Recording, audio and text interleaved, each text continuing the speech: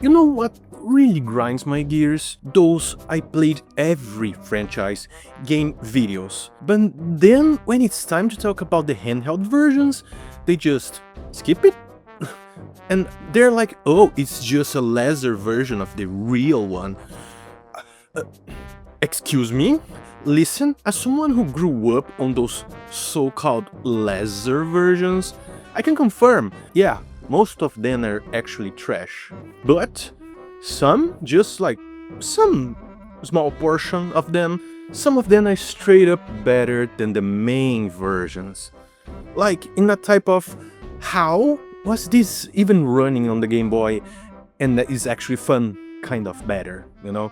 Maybe you are a lesser version of yourself for not even mentioning them. This is not me trying to be mean, that's just constructive criticism. Because I love those videos, they are like my comfort food, so please keep them coming, just, cover the handheld versions as well, please.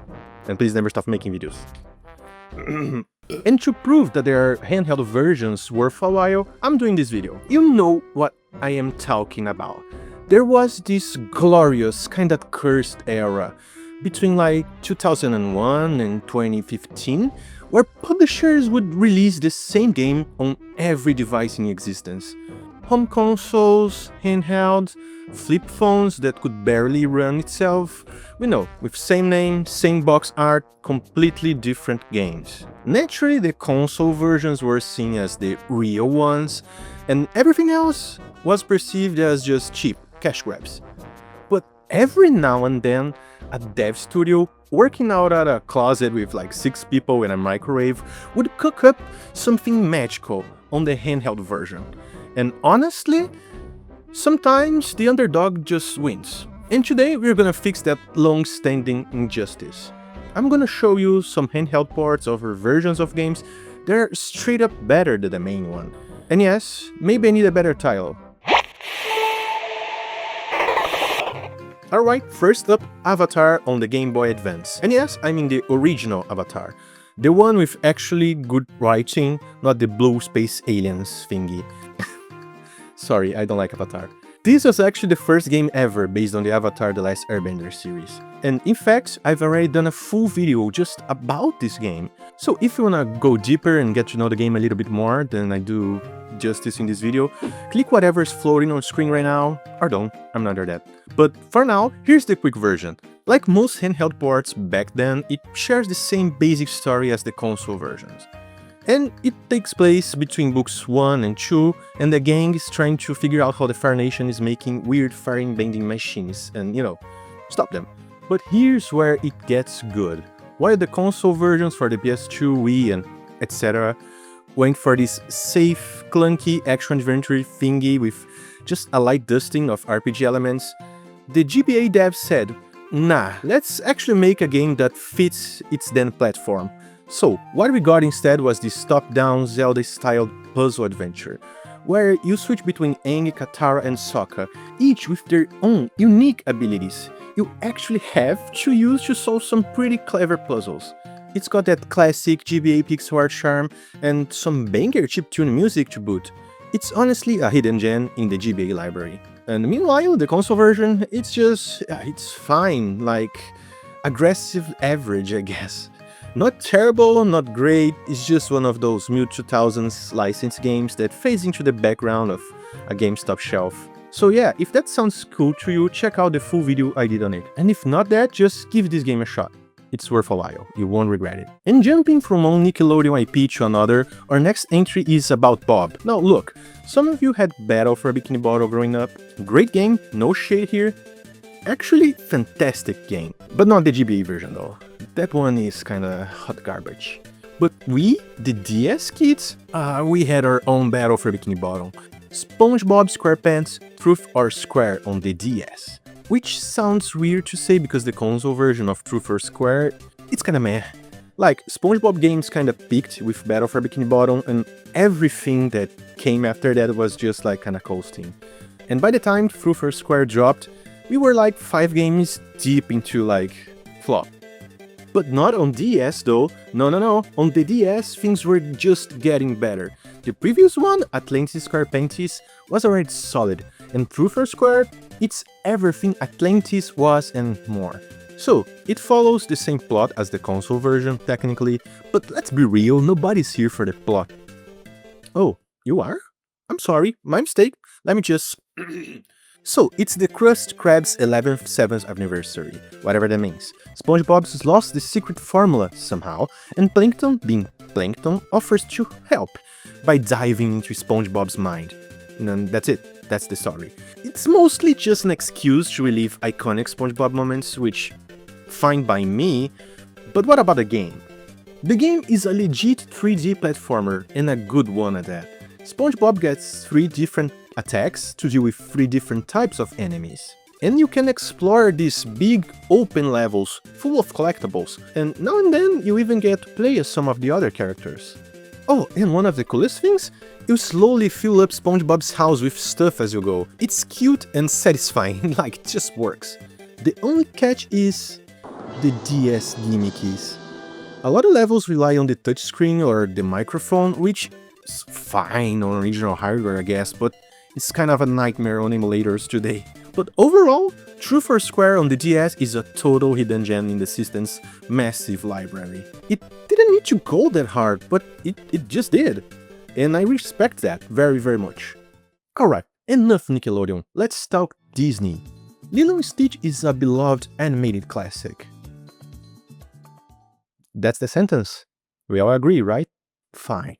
It also spawned a Disney Channel series, 2 sequel films, and an anime for some reason, and of course, video games. No, that's it. That's all that came out of that franchise.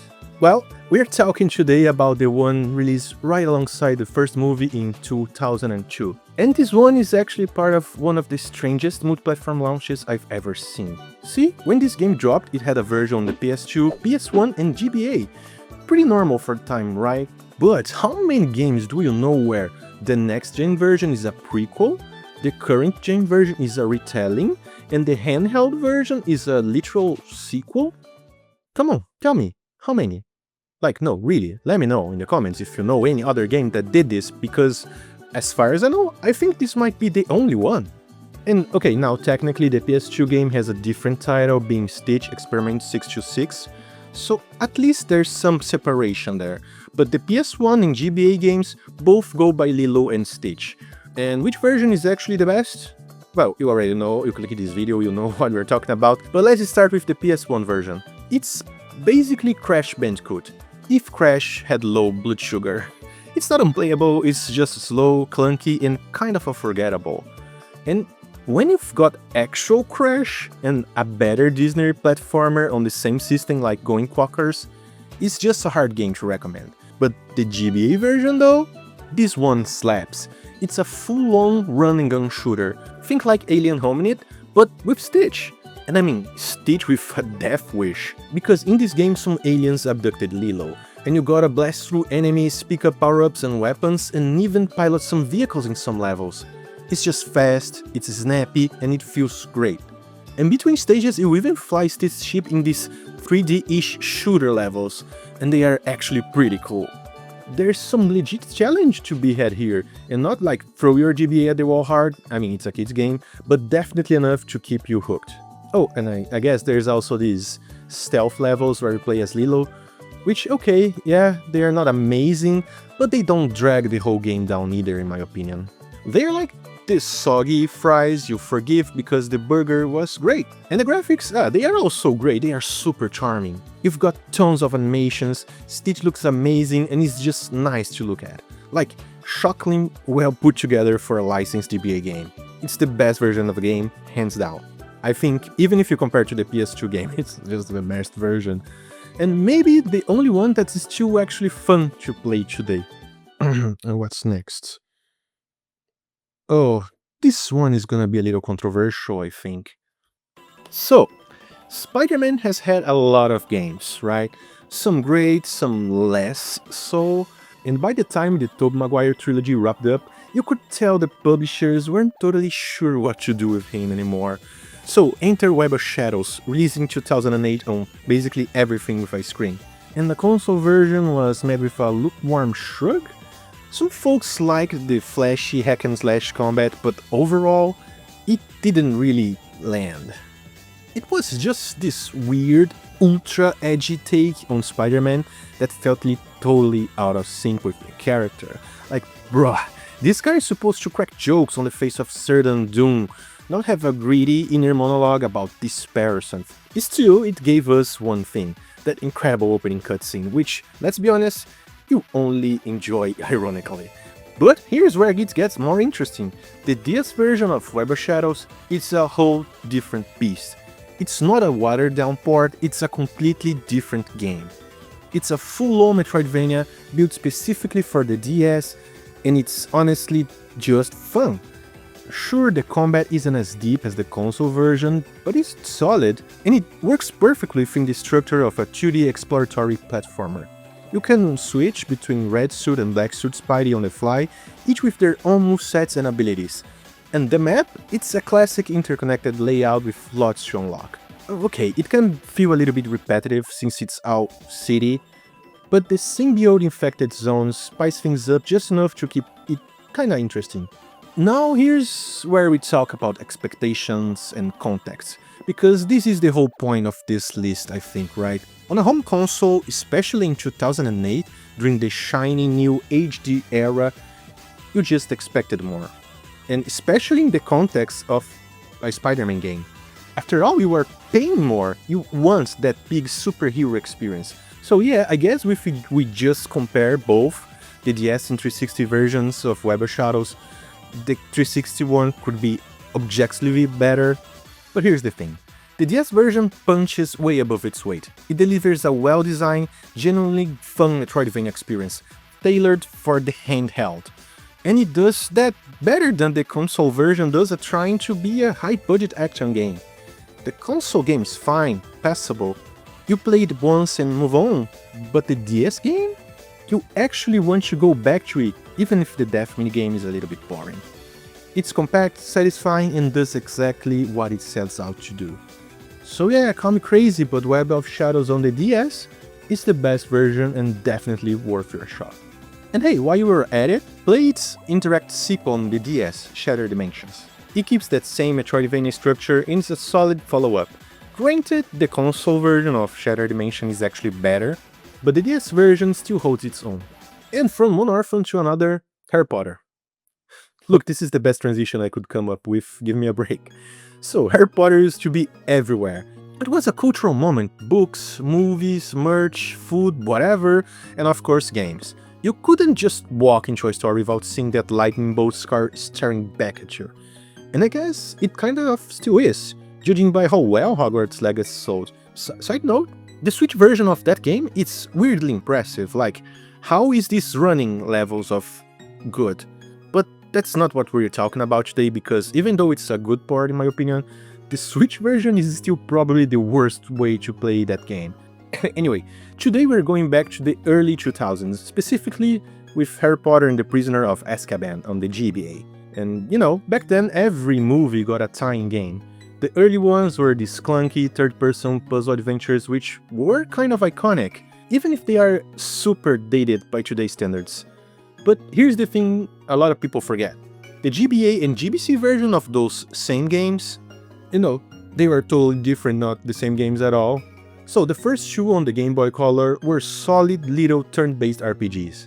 I don't think they were better than the console versions, but I did make a full video about them if you're curious. Just don't judge the video too hard, it was a different era from me, okay, I was trying different stuff. Anyway, fast forward to the third game, and this is where things change in my opinion. Because while the console version of Prisoner of Azkaban was just kinda there, doing the same thing again, the GBA version was out there hitting its peak. It carried on the RPG style of the GBC games, but cranked it up to 11. Better graphics, more engaged systems, full GBA power. It wasn't just good for a licensed game, this was a genuinely great RPG. Like, if you enjoy stuff like Golden Sun, Final Fantasy, and heck, even Pokemon I guess, this one deserves a spot on your GBA shelf, for sure. It follows the story of Prisoner of Azkaban, sure, but the way it's done is really smart. So you can kinda explore Hogwarts as Harry, and the game captures the events of the book/movie while letting you run around, talk to characters, battle monsters, and just get lost in this world.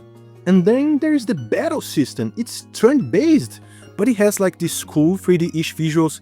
Like, the camera just pans around like it's Golden Sun. It reminds me of Golden Soul so much. There's real strategy to it as you manage your party with Ron, Hermione, each with their own spells and roles, like support and attacker, you know, this sort of shit. And there's legit depth to the spell system. It's not just spam, stupefy, and win.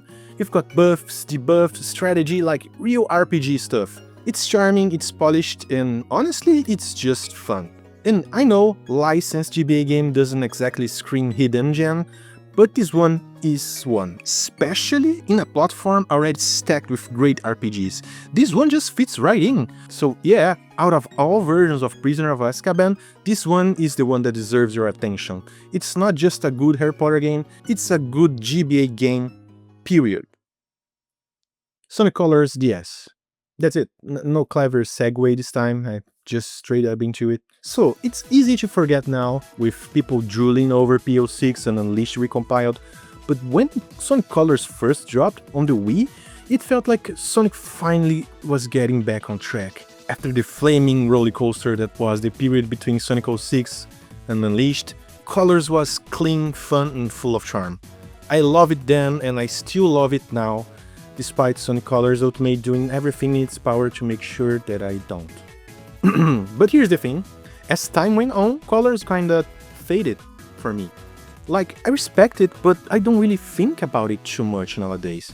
I don't go back to it, I don't crave it. The DS version though, this one stuck. Now, a lot of people call this Sonic Rush free, and okay, I get it, but it borrows a lot from Rush and Rush Adventure, like same devs, same energy, but I wouldn't go that far. For one, it removes the trick system, which totally changes how you handle boost. And side note, let's not forget, the boost formula started in Sonic Rush. So this is basically Dimps doing a remix of Sonic's Team's remix of Dimps' original formula. You're following that? No? Okay, I think I lost myself there as well. The point is, it works. And instead of earning boosts by spamming tricks, you'll now collect white wisps. So, boost becomes something you strategically manage, not just constantly mash. Then there's the other wisps, and honestly, they are great here. Unlike other power-ups I could mention, superstars. Let me drink some water here. They don't make you stop and kill your momentum. That's weird. No, the wisps actually flow with Sonic's movement. They enhance his speed, add variety, but never break the pacing. Add to that the classic Rush-style gameplay, with tight controls, satisfying momentum, and very vertical level design, and you got yourself a handheld platformer that honestly feels like it understood Sonic better than most of the console games at the time. It reuses the same level themes as the Wii version, sure, but let's be real, they are some of the most creative zones in the series. Plot-wise, it follows the same structure, but this one invites way more characters to the party. It's not just Sonic and Tails anymore, you've got Amy, Knuckles, Blaze, and even the Chaotix. It's like a whole reunion into this DS cartridge. No, and get this, this version has a true final boss, Mother Wisp. No joke, like a full-on supersonic showdown with her. Completely missing from the console version. And considering that Mother Wisp shows up later in Sonic Racing spin-offs like All Stars Transformed, I guess, yeah, I'm declaring this the canon version of the game. So yeah, if you skipped over Sonic Colors DS because you thought it was just a cheap port of sorts, go back! Truly, go back! It is not just the handheld version of Sonic Colors, it's one of the best 2D Sonic games, like Sonic Mania levels of good, I think. So yeah, go and try it. I think you'll like it. So let's end this list with one of the weirdest entries. And okay, I admit it, this one might be cheating a little bit. Just a little, okay? So Captain Toad Treasure Tracker originally dropped on the Wii U back in 2014. But then in 2018, it got re-released on the Nintendo Switch. And plot twist, the 3DS got a port of the Switch version. Yeah, the 3DS, in 2018. I guess the timeline is just chaotic enough that I am letting it slip through my own rules for this list. and honestly, seeing New Donk City running on the 3DS screen is absolutely unhinged. Incredible, but unhinged. How can the 3DS version possibly be the best one? Well, it's actually pretty simple. For starters, it's the most complete version since it's based on the Switch re-release. It has like all the updated content, but more importantly, it just plays better. Like, the game was built around touchscreen controls, on the Wii U gamepad, moving platforms, poking enemies, rotating stage, and on the 3DS, you are doing all that with a stylus, which is way more precise than smudging up your sweet screen with your thumbs or using the pointer, and more than anything else, those beautiful little diorama style maps, they were made to be seen in glorious glass-free stereoscopic 3D. Like, tell me Nintendo didn't port this game to the 3DS just for that. There is literally no other reason. So yeah, maybe the weirdest part in this list, but Captain Toad on the 3DS is a quiet masterpiece. If you haven't played it yet, or have, but with the 3D off, play it again! Crank the 3D slider up, come on, do it! Trust me, you're not gonna go blind with the 3DS's 3D, it's great, trust me. And there you have it, a bunch of handheld versions of games that absolutely outshine their console counterparts, in my opinion. Some of them were built from the ground up with love and purpose. Some just had no business being that good, but they all prove that lesser hardware doesn't mean lesser games. Honestly, part of me misses this era when every platform got its own version of a game. And sometimes, just sometimes, the weird little underdog would win. So if there's any handheld versions I missed, one that you think is better than the main one, drop down in the comments, because I would love to find more forgotten gems to check it out. And if you made it this far, thank you for watching, don't forget to subscribe and like this video, all that jazz, you know this stuff. Well, see ya!